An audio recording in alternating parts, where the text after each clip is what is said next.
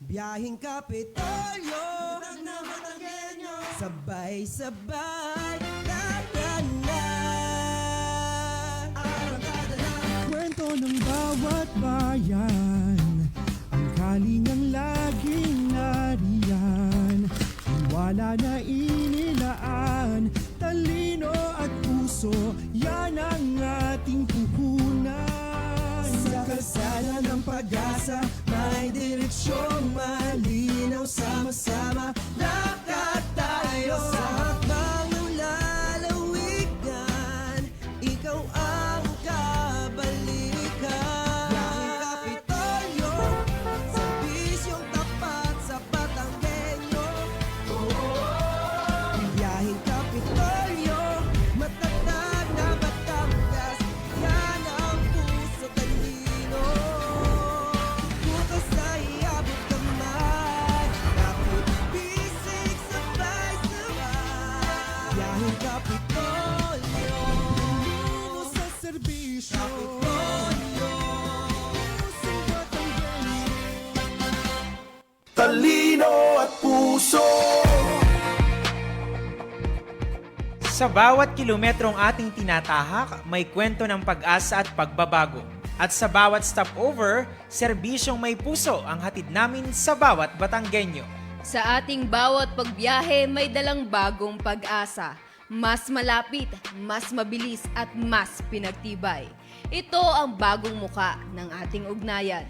Mula po dito sa Batangas Provincial Information Office, samahan nyo kami ngayong araw ng Biyernes para sa isa na namang makabuluhang talakayan na nakalaan pa rin po sa public service. Ito po ang opisyal na programang pangradyo ng ating pamahalang panlalawigan ng Batangas, ang inyo pong Biyaheng Kapitolyo. Talino at puso. Ayun, so magandang umaga lalawigan ng Batangas. Ako pong inyong lingkod, Jonathan Maharaig. Ito naman po si Tala Cabello. Ayan, at bago po tayo tuluyang dumako sa ating talakayan, ngayong araw ng Biyernes, balikan muna po natin ang mga naging kaganapan kahapon, March 26, na kung saan isa na nga po rito ang pagbubukas sa publiko ng Lipa Mataas na Kahoy Bypass Road. So ito kasamang tala yung mga pinasinayaan at gina-round break natin kahapon. Kabilang nga dyan yung 4.35 kilometrong bypass road, yung ating yang Lipa Mataas na Kahoy, na proyekto po ng Department of Public Works and Highways. At ito po ay inaasahang magpapabuti ng koneksyon sa pagitan po ng Lipa at Mataas na Kahoy at magpapabilis rin po sa biyahe mula 1 oras ay magiging 30 minuto na lamang. Bukod nga po dito, binuksan din ng Lipa Padre Garcia Bypass Road na may haba pong 11.52 kilometers na tutugon sa matinding traffic congestion at pagbibigay ng alternatibong ruta, gayon din ng mas mabilis na access sa iba pang mga kalsada.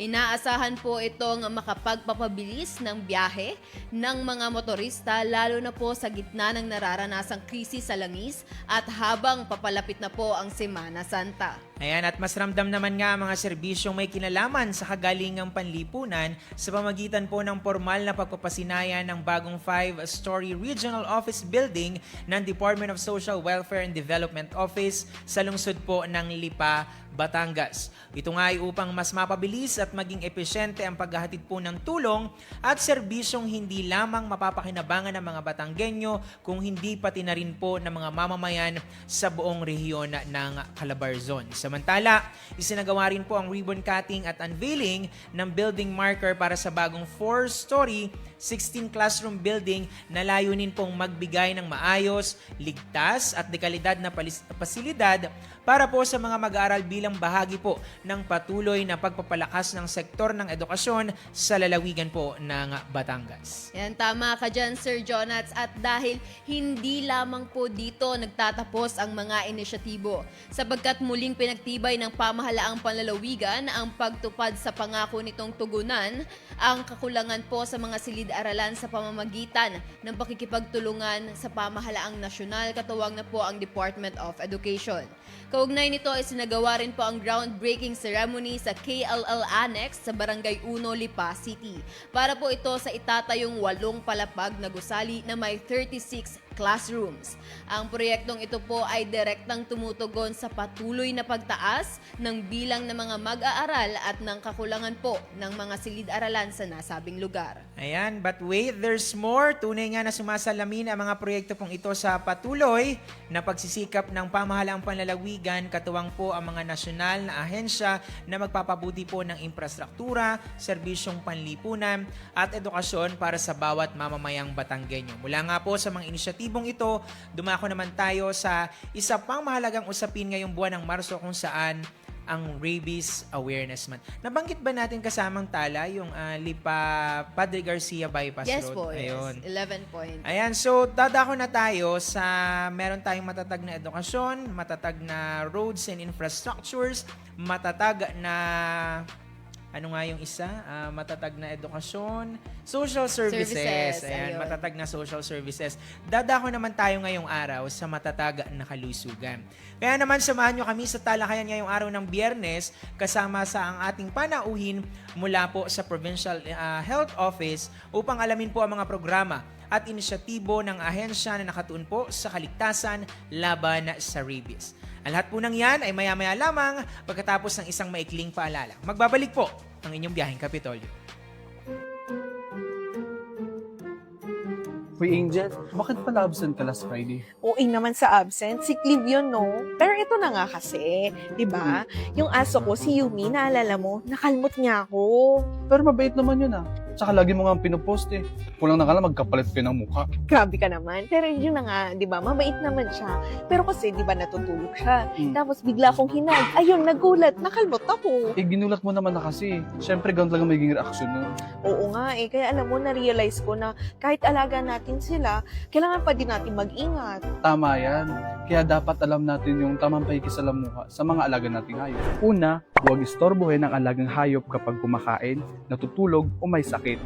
Ang mga hayop ay maaaring maging defensive o magulat kapag ginagambala sa mga sitwasyong ito. Pangalawa, lumapit ng dahan-dahan at huwag silang biglain dahil maaari itong matakot at mag-react ng agresibo.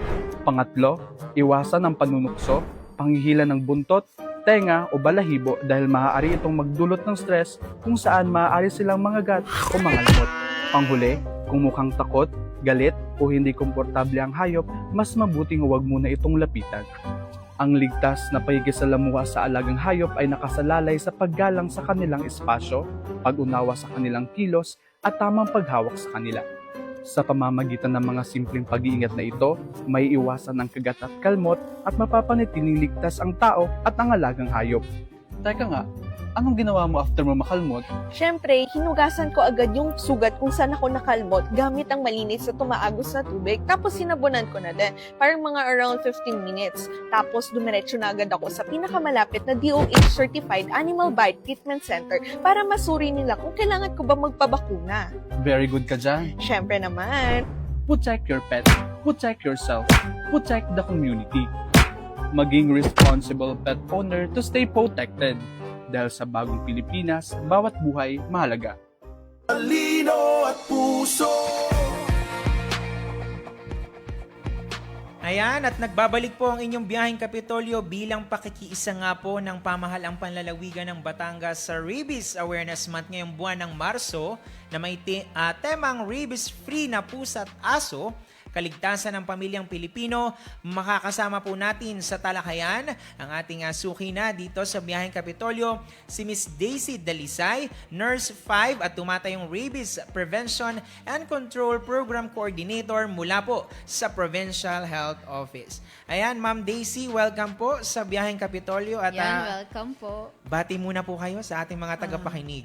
Maraming salamat po sa inyong pag-imbita dito sa biyaheng Kapitolyo at nagpapasalamat ako maging sa ating mga listeners ng biyaheng Kapitolyo. Makinig po tayo dahil ito'y paalaala sa bawat isa sa atin at malaking tulong sa ating buong pamilya. Ayun. So, kagaya nga kasamantala ng sinabi ni Ma'am Daisy, nagsisilbi kasi ang awareness bilang isa sa mga pundasyon ng matatag na kalusugan. Tama. Ayan. So, upang buksan nga po ang ating talakayan patungkol sa rabies, At ang epekto nito sa tao, syempre una po sa lahat, maaari po ba ninyo muna Ma'am Daisy na maipabatid sa ating mga taga-subaybay ang malalim po na kahulugan kung ano nga ba ang rabies. So, papaano po ba ito nagmumula? Ilang porsyento po ba ang fatality rate nito? At iba pa pong impormasyon patungkol sa rabies. Ang rabies po, ito ay isang virus na nanggagaling sa kalaway ng hayop na apektado sa rabies. So, ang pwede pong magkaroon dito ay ang aso, ang pusa, na maiisalin ito sa tao sa pamamagitan ng pagkagat or pagdila doon sa parte ng kagat ng tao. Kaya ang virus na ito ay hugis bala na kapag pumasok ito sa sugat ng isang tao, nagpapadami ito sa loob ng kanyang katawan. Kapag lahat ng parte ng kanyang malusog na ugat nagkaroon na ng virus, ang pinakahuling yugto ng buhay ng tao or yung virus, ang pinakahuli niyang pupuntahan ay ang utak ng tao. Once na ang virus nakarating sa brain, automatic po ito magkakaroon ng mga simptomas. At kapag lumabas na ang simptomas sa tao, wala na itong lunas. Ang sabi nga, 100% preventable, pero 100% na nakamamatay. So, kailangan maging aware po tayo, kahit maliit at malaking sugat, walang pinagkaiba kung ang kumagat sa inyo ay rabid na animal. Ma'am, matanong ko lamang po, pag po ba ito'y kinagat tapos po hindi po tumagos o yung parang bumakat lamang po, ito po ba ay kailangan pa rin po nating bakunahan o okay lang po ito? Meron po kasi tayong tinatawag na categorization. Pag sinabi na kinagat na wala namang makikitang galos, parang bakas lang siya pero walang gas-gas. Ang laging tandaan natin, kapag nagkaroon tayo ng mga exposure sa aso, pusa, ang first aid lang lagi ay hugasan at sabunin for 10 to 15 minutes sa running water. So, para matanggalin yung laway na nakakapit doon sa balat.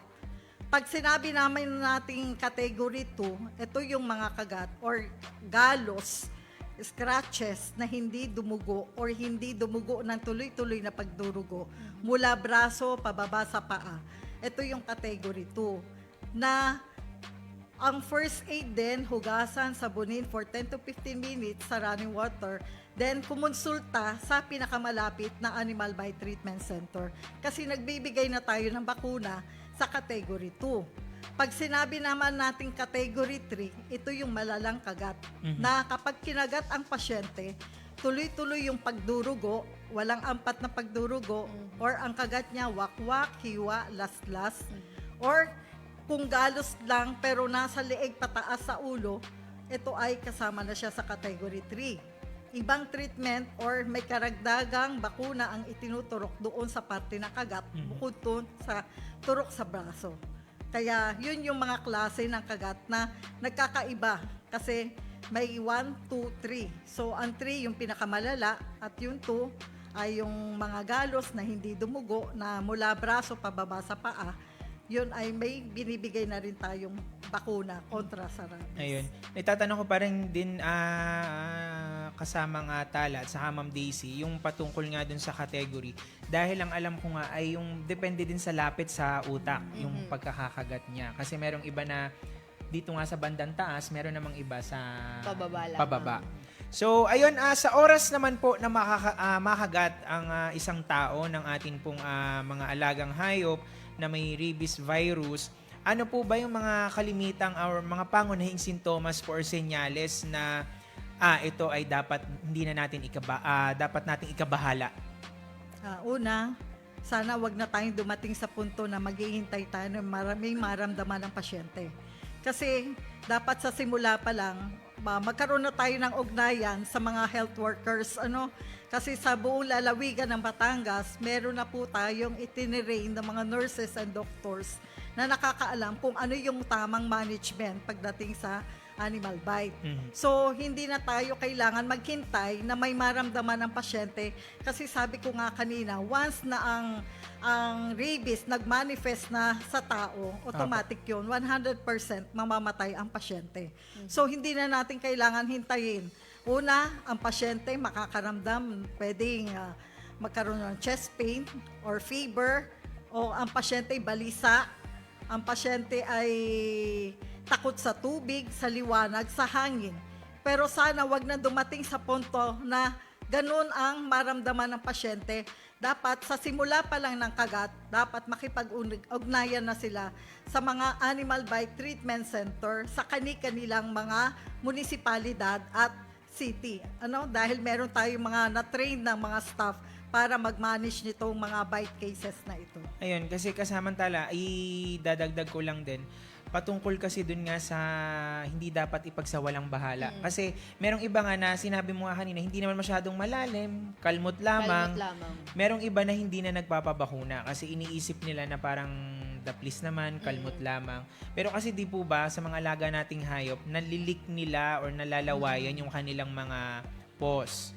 So, any scratch may pwedeng pagmulan ng rabies virus. Kasi hindi lang sa kagat din nakukuha ang rabies, yun po ang tandaan natin. Kasi pati doon sa paglaway, sa sugat, paghimod doon sa sugat, may possibility din na ang pasyente pwedeng magka-rabies. Lalo't yung asong naglaway doon sa parte ng kagat ay suspected rabies or rabid. Kaya delikado po yun. Sa mga open wounds Oo, po. sa mga open wounds. Kaya nga, pati rin sa pagpatay sa hayop, delikado rin po yung nagpapatay o nagkakatay ng hayop. Kasi sila yung mga walang saplot pag nagpatay, nagpugot ng ulo. Delikado kasi yung fluids na galing doon sa hayop, pwedeng tumilansik sa kanilang mata, sa bibig, sa ilong, or sa sugat. May possibility na pwede rin silang magka-rabies. Malaki ang chances na magka-rabies sila kung rabid yung pinatay nila. Ma'am, nabanggit nyo na po kanina din yung ating initial symptoms. Ano naman po kaya yung mga progress symptoms natin kapag nakagat tayo or nagkaroon tayo ng rabies? Pag nagkaroon ng rabies ang isang tao. Kasi sabi ko nga, ang rabies kasi pwedeng days, weeks, months, years. Ayun, mahalaga yung... Gano'ng katagal kaya yun? Kasi may nabalita po ata from last year na hindi niya agad, kumbaga pinagsawalang bahala niya, hindi niya agad pinansin. Yung, I don't know kung kagat ba yun or scratch. Pero parang years ang inabot bago lumabas yung sintomas. At kumbaga parang nagulat na lamang sila na nagkaroon nga siya ng sintomas na gano'n, na pang-rabies nga. Pero matagal naman nang sinabi nung pasyente na siya daw nga ay nakakalmot ata or nakagat ng pusa. Taon na. Oo, taon. Oo, ganito yon. Kasi una, laging ang tanong natin, nasaan yung hayop na kumagat? Kasi sila yung source ng rabies na pwedeng isalin sa tao. Kung si hayop within 14 days, nariyan sa tabi mo, alaga nyo, buhay pa naman, at masigla, kumakain, ibig sabihin, sa loob ng 14 na araw, buhay si hayop, wala itong rabies. Pero once na si hayop, 2 days, 3 days na wala na, doon ka mag-alangan. Kasi hindi natin pare-parehong alam kung ano nangyari sa hayop. Kaya, depende po yon sa severity ng kagat, saan part siya nakagat, at gaano kadami yung laway na pumasok doon sa pasyente. Ayun. Kaya hindi natin masasabi kung hanggang kailan, lalo't kung ang pasyente nagwawalang bahala, wala naman ako naramdaman. Kasi hindi nga natin alam kung gaano kabilis na nagpapadami yung virus sa loob ng katawan natin. Hindi kasi natin mararamdaman hanggang hindi siya nakakarating doon sa utak ng tao. Opo, kasi talaga meron nga, nababalita nga talagang years and years yung inaabot pagdating nga dito sa paglabas ng mga sintomas ng rabies. Kaya kapag nakakapanayam naman natin ang kumbaga counterpart ng ating Provincial Health Office pagdating sa rabies awareness, ang ating Office of the Provincial Veterinarian, kahit po alagang hayop or mga aso't pusa natin sa bahay, mahalaga talaga na pabakunahan. Tama. Para Yes. sure. Para safe at talagang matitiyak natin na kung tayo man nga ay ma-scratch, makalmot, makagat, ay sigurado tayo at hindi tayo nababahala. Ayun, so kasamantala, updates tayo sa ating probinsya. Ayan, bago po tayo magtungo sa mga management o treatment ng rabies, mapunta po muna tayo sa datos dito po sa ating probinsya. Kamusta naman po kaya yung bilang ng rabies-related infection sa lalawigan ngayong taon pa mula po January hanggang ngayon pong March 2026 at ano po o ilan po yung confirmed rabies cases natin dito?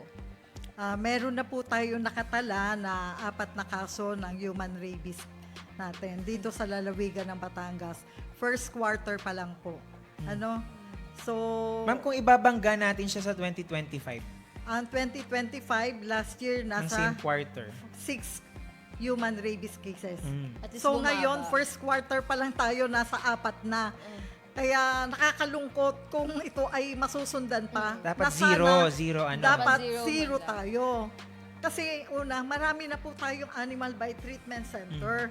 Sabi ko nga, 100% fatal, pero 100% preventable. Yes. Kaya makipag-ugnayan lamang po tayo sa ating mga munisipalidad at mga city na merong mga animal by treatment center para mapayuhan po tayo kung ano yung mga dapat nating gawin at mabigyan tayo ng kaagarang lunas patungkol dito sa mga kagat na ito. Ayun, so para hindi kayo mahirapan, ABTC.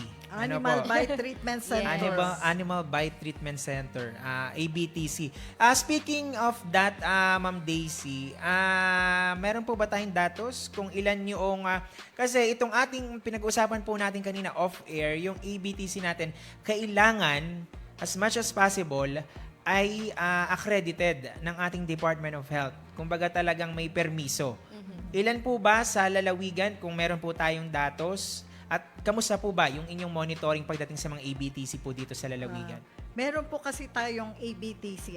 Pag sinabi nating ABTC or Animal by Treatment Center, ito po yung mga government-owned sa ating mga rural health unit, sa mga district hospital, at Batangas Medical Center, Provincial Health Office. Pag sinabi naman nating mga ABC or Animal by Clinic or Animal by Center, ito po yung mga privately owned. So, ngayon, ang malaki nga pong problema natin dahil dumadami yung mga nagsusulputan ng mga Animal by Clinic or Center, so hindi po natin nakokontrol lahat. Pero, may ginagawa pong hakbang ang Provincial Health Office para i-monitor po itong mga private na ito. At bukod sa kanila, marami din po naman ang nagko-comply ng mga requirements ng DOH para ma-certify po sila. So sa ating government, almost mga 5 municipalities na lang ang hindi pa na-certify kasi mga bagong train pa lang po yung mga doctor and nurses. So, once nag-start na po sila, ipapa-certify na rin po natin sila. Pero dun po sa, for example, dito po sa Batangas City or sa ibang bayan, sa ibang lungsod, ilan po ba usually yung mga ABTC po na nasa isang lungsod o nasa isang bayan? Usually po, ilan po yung... Pag ABTC kasi government yun. Apo. Ibig sabihin, Isa lang po sa ba? kada municipality, Merong isa. tigi-isa na yon, Ah, automatic. okay. Bukod lang dito sa atin sa Batangas City kasi nandito ang Batangas City Health Office, Provincial Health Office, saka BAT-MC. Pero bukod doon, sa ating mga LGU, tigi-isa lang po yun, ang Ayun. Animal by Treatment Center. Pero yun yun ang po ba- pinagkaiba, treatment, government yon. Pag Pag ABC lang, private. Doon naman sa private, kasi nga, wala po tayong control. Kaya meron pong mga ABC sa isang bayan na almost 20 ang ABC nila. Or merong 10, merong 6, or meron namang bayan na wala. Kaya iba-iba rin. Kasi depende sa location siguro kung saan meron yung mga maraming bite cases, doon Apo. sila nagtatayuan. Pero yung po bang ABTC natin na government-owned, ay nakakasapat naman po ba yung isang ABTC sa mga population-wise sa mga bawat bayan at lungsod po? Okay naman po Kung bang? pag-uusapan natin, kaya naman Masaserbisyohan nila. naman Ang po. problema lamang po kasi, wala tayong sapat na bakuna na maibigay ng libre sa lahat. Dahil ang bakuna ngayon, una, napakamahal. At kung ang bawat bayan naman bumibili, meron kasing libre, meron namang may bayad. Kasi nga, para masustain yung kanilang mga vaccine.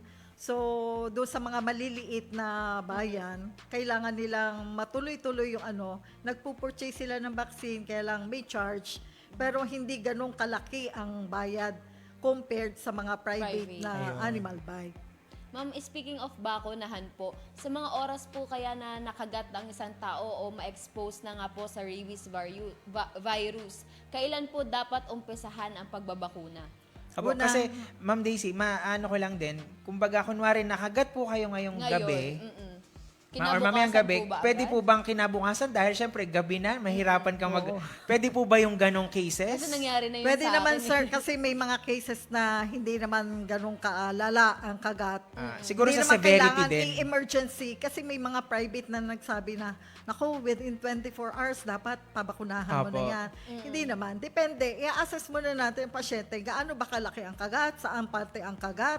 Gaano kalala? Nasaan yung hayop? Ayun. Kasi kung alaga naman ninyong hayop at kakarampot lang naman ang kagat, galos, o konting lang naman yung galos sa part ng paa, hindi kailangan Agad-agad. sumugod ka ng hating gabi para magpapakuna. Opo. Hintayin po natin yung kinabukasan para doon ka na lang magpa-assess. Ayun, or safety magpapakuna. din. Oo, safety din. Pero minsan din naman kasi nga, Ma'am Daisy, kasamantala, hindi natin maaalis yung Kaba. agam-agam, yung Totoo. kaba. Kasi lalo pa, doon sa mga kunwari, first time na kagat, o di kay first time na makalmot, syempre magwo-worry siya, maaalala na baka mamaya magkaroon yes. agad ng sintomas. Kasi ang kalimitang kinatatakutan nga sa mga sintomas ng rabies ay yung baka mamaya takot na ako sa tubig. Oo. Baka mamaya takot na ako sa hangin. So, yun, mga ganong cases. Paano po kapag sa bata? Ano po ba yung may pagkakaiba po ba yung dosage ng bakuna sa adult at sa bata? Wala pong pagkakaiba kasi iisa ang management ang ginagawa natin. Pare-pareho lang po ang dose na ibinibigay natin, bata, matanda.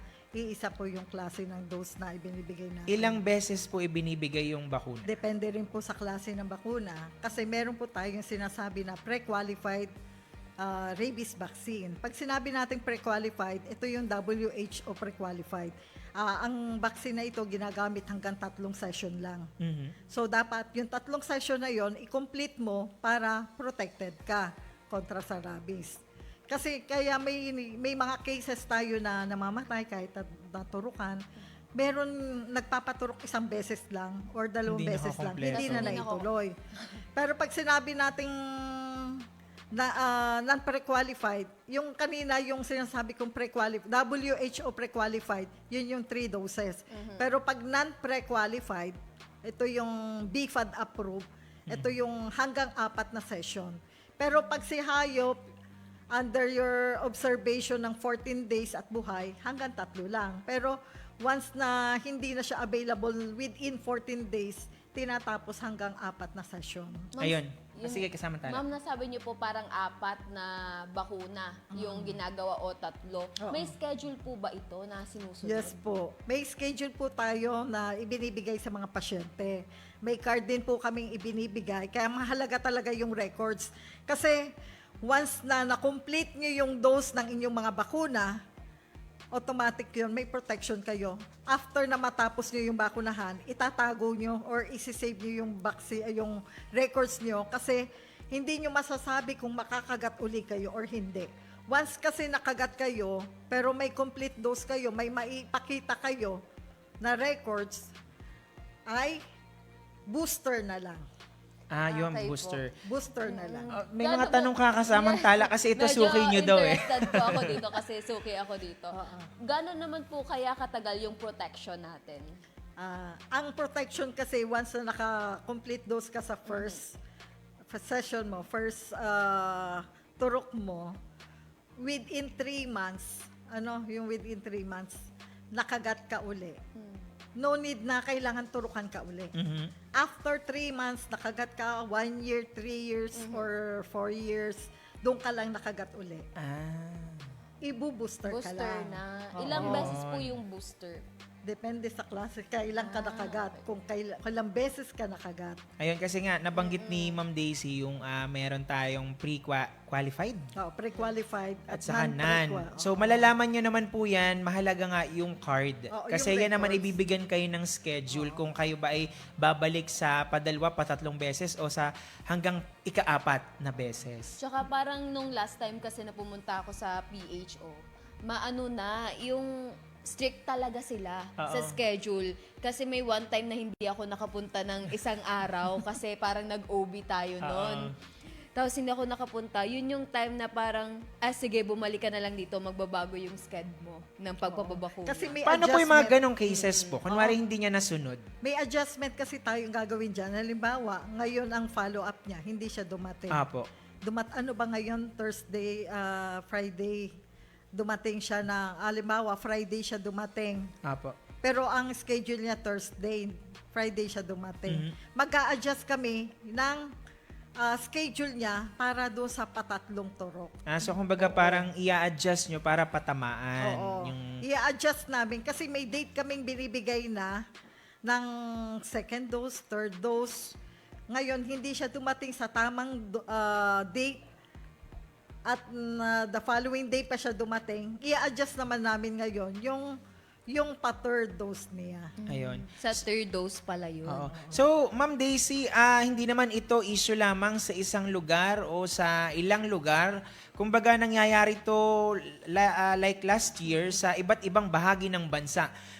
Yung pagkakulang ng supply ng bakuna, kamusta po ba ang supply ng bakuna dito po sa lalawigan? Sa ngayon, dahil dati ang national, nagpo-provide po sa atin ng mga bakuna. Before, talagang bulk ang ibinibigay ng national sa province. Apo. Pero nagkataon na tayo nga ay devolved na. So, yung budget ibinaba na sa mga local at ang local na ang bumibili ang nagpo-purchase ng ating mga vaccine. Kaya nga lamang, dahil nga hindi nakaspecify kung ano yung budget na yon, nauuwi sa ibang Ayun. Kumbaga kaya, sa allocation, oo, yung naiiba. allocation, naiiba kung ano yung napapriority, yun ang ano. Kaya minsan nawawala ng budget ang local. So, yun ang nagiging problem natin. Kasi nagkanda ubos nga at nagkaroon nga din nga ng nabalita nga din yung issue sa kakulangan sa supply ng bakuna. Yes. Pero kamusta naman po yung mga bakunahan dito po sa like for example sa ating PHO at sa mga bayan at lungsod na din po at paano po ba tayo nagmo-monitor sa mga ganitong scenarios po? Marami na po sa ating mga munisipalidad at mga cities na bumibili ng bakuna. Kahit kami sa Provincial Health Office, nagpo-purchase na rin kami para masustain lang namin, tuloy-tuloy po yung serbisyo na maibigay natin sa ating mga kababayan dito sa lalawigan ng Batangas. Hindi kami pumipili ng mga pasyente kung taga-saan sila. Basta may dumating sa amin ng mga pasyente kahit taga-saan pa yan at nangangailangan ng ating serbisyo, ay binibigyan po natin ng bakuna. Lalo't kung meron naman kaming bakuna na pwedeng ibigay.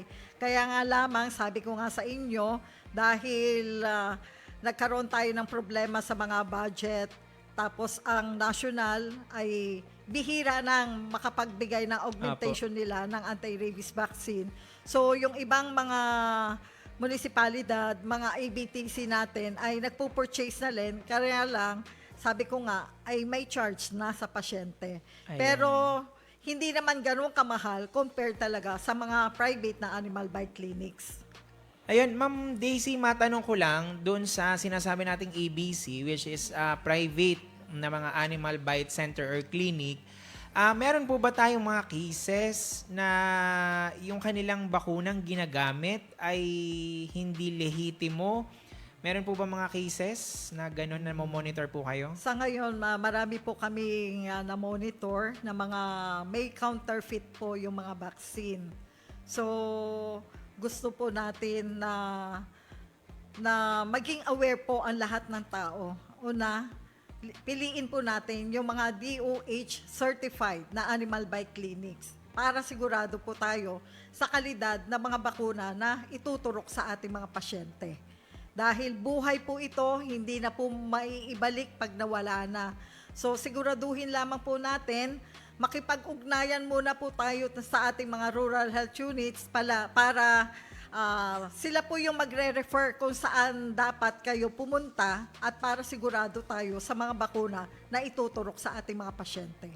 Ayun, kasamantala. Ma'am, dahil nasabi nyo nga po na merong mga hindi lehitimong mga bakunahan nga po or yung mga gamot na binibigay, paano naman po kaya ang ginagawang koordinasyon ng PHO or ng probinsya sa mga LGUs at mga pribadong bakunahan?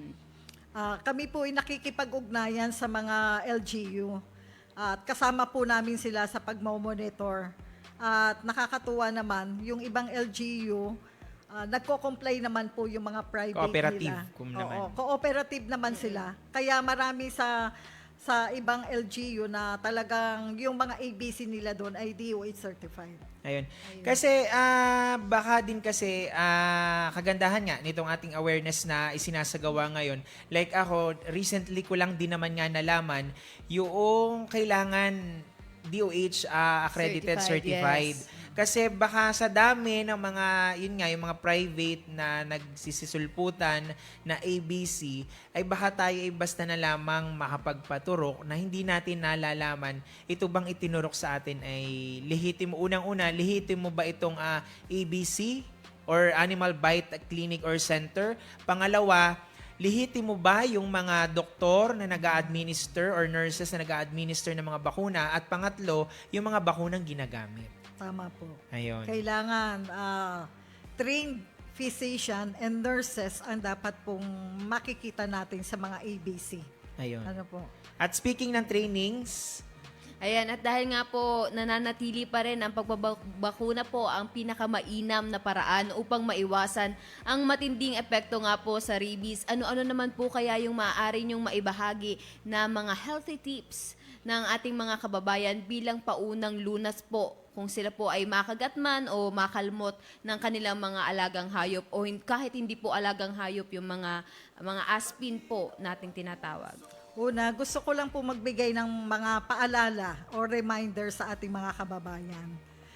Dahil nga po summer ngayon, hindi po dapat tayo nakikipaglaro sa ating mga hayop kahit alaga po natin ito. Kasi medyo matatapang po sila sa panahon ng tag-init. Ano? May turok man yan o wala, iwasan po natin ang makipaglaro para makaiwas din po tayo na makagat.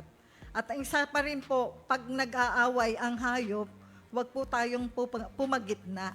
Ayun. Wag po tayong aawat. Huwag tayong Ayaw aawat. po Ang away natin. ng aso ay away ng Aaway, totoo. Yan.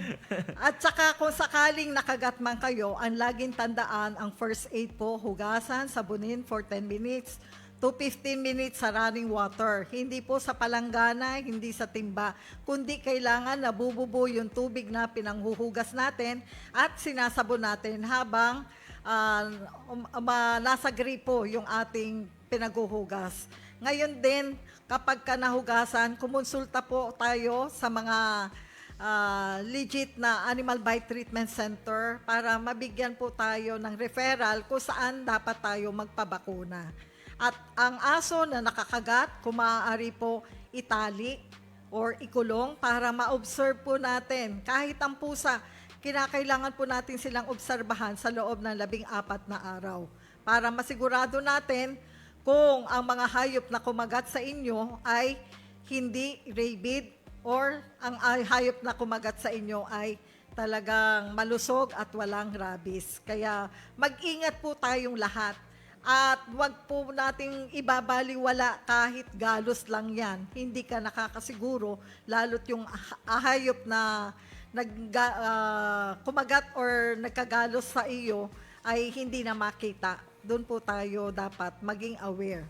Kaya sabi ko nga kanina, ang rabies is 100% fatal, pero 100% preventable dahil marami na po tayong mga Animal Bite Treatment Center dito sa lalawigan ng Batangas. Ayun, so bago Ma'am Daisy namin kayo hingaan ang inyong mensahe ngayong Rabies Awareness Month, matanong ko lang, maisingit ko lang, yung mandato kasi ng ating matatag na kalusugan ay magbigay ng kumbaga mga pagsasanay din sa ating mga partners and other stakeholders. Kamusta po yung mga ibinibigay po na trainings ng ating Provincial Health Office sa ating po mga katuwang sa paglilingkod or pagsiservisyo pagdating po sa rabies? Ang ating partner dito ay ang Provincial Veterinary Office.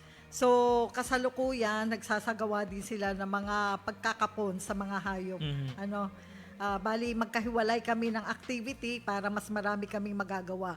Katuwang din natin ang DepEd, ang DILG, ang PNP, ang BHW Federation, ang Agriculture's Office.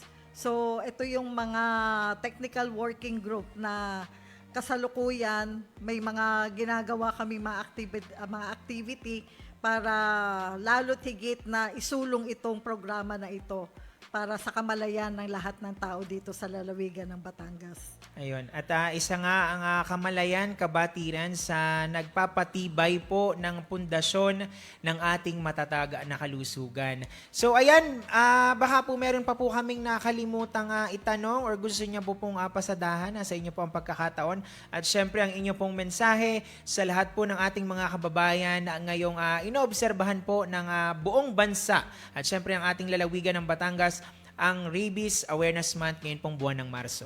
Ma'am Daisy. So muli, lagi kong ipinapaalala kasi baga taon-taon na natin itong Apo. ginagawa. Kumbaga, hindi na ito siguro month of March lang dahil may mga buwan na marami ding nakakagat. So aware tayo sa lahat ng pagkakataon, sa lahat ng buwan kasi hindi lang naman March may nangangagat. Dahil hanggat may alaga tayong hayop, huwag tayong pakakasiguro. Kahit alaga mo yan, pwedeng magkarabis pa rin. Kasi may mga cases tayo na mismong pet nila yung animal, yung pet nila yung aso, pusa, pero nagkakarabis. Yes, Kaya ang Kahit pinakamaganda po kumpleto ang talaga, o kahit na kahit may turok, siguro gawa ng exposure nila doon sa mga dumadating. So, ang ugaliin natin, taon-taon, pabakunahan po ang ating mga alagang hayop. Maging responsable po ang bawat isa. Kung mag-aalaga po tayo ng hayop, siguraduhin na sila ay mabigyan din ng tamang pagkain, ng tamang kanilang matitirahan, at laging bigyan din natin proteksyon ang kalusugan ng ng inyong mga alagang hayop. Una, magpabakuna. Dahil ang bakuna kontra sa rabies, taon-taon po itong ibinibigay. So, dapat maging responsible pet owner po tayo. Huwag po nating hayaan na yung mga magtuturok ng hayop o ng aso at pusa ninyo ay pahahabulin pa natin. Apo. Kailangan magkaroon tayo ng coordination sa bawat mga barangay. Nakikiusap kami. Kapag meron pong schedule ng bakunahan sa inyong mga hayop doon, sa inyong mga lugar, makipag-ugnayan po kayo. Huwag po nating hayaan na yung magbabakuna ang maghabol ng hayop ninyo. Kailangan kasama po ang may-ari habang pinatuturokan ang alaga. Kasi ang rabies galing po sa aso, galing sa pusa. Kaya nagkakaroon ng rabies ang tao. Kaya para maiwasan po natin, mas mura po ang gamot, ang bakuna na ibinibigay sa hayop kumpara sa tao pag nakagat, napakamahal. Kaya yun po ang aking Paalala. pakiusap at paalaala sa bawat isa. Ayun, so sana po ay maraming natutunan muli ang ating mga kababayan. Sabi nga ni Ma'am Daisy, hindi naman ito tuwing buwan lamang ng Marso. Kung hindi all throughout the year ay kinakailangan yung ating pag-iingat at syempre yung ating kabatiran sa tama pong impormasyon. Kaya napakamahalaga na tayo dito sa Provincial Information Office, katuwang ang ating Provincial Health Office, ay patuloy na nagbabahagi po ng iba't ibang impormasyon pagdating po sa mandato na ipinatutupad or adhikain ng matatag na kalusugan. Yes, at syempre hindi pa rin po tayo tumitigil sa pagbibigay ng impormasyon sa ating mga manunood o sa ating mga listeners dahil again po, ang rabies po ay hindi po ito biro. 100% gaya po ng sabi ni Ma'am Daisy, 100% po itong fatal, 100% din po itong preventable. Kaya naman po, ugaliin po natin na magpabakuna kung kinakailangan po at kung tayo po ay nakagat. Ayun. So muli, maraming salamat po Ma'am Daisy mula po sa ating Provincial Health Office.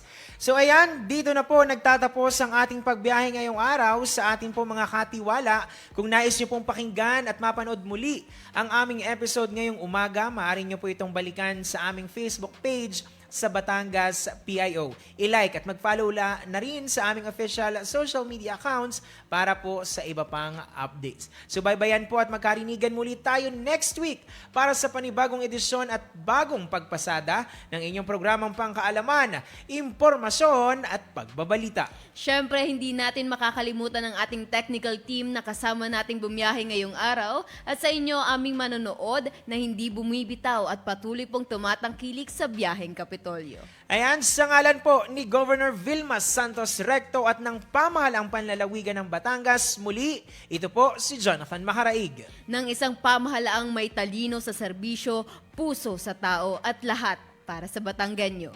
Ito po si Tala Cabello. Magkita-kita po muli tayo sa susunod na episode ng ating pagpasada para sa tuloy-tuloy na serbisyo para sa Batanggenyo. Muli, ito po ang inyong Biyaheng Kapitolyo.